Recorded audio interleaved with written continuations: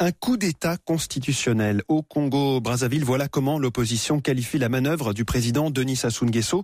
À 71 ans, il veut réformer la Constitution pour pouvoir faire un troisième mandat de président de la République, sachant qu'il cumule près de 40 ans au pouvoir.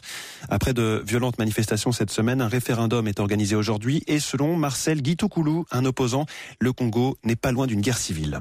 Il est déjà au bord de l'implosion. 30 morts, les manifestations se poursuivent, contrairement à ce que raconte le Goebbels du gouvernement congolais, le ministre de l'Information, qu'il ne s'agit que de petits incidents. Non, ce ne sont plus des petits incidents. C'est un peuple qui exprime un ras-le-bol général, qui est prêt à donner de son sang, donc à se sacrifier pour libérer ce pays. Mais moi je dis, même une seule goutte de sang, c'en est trop.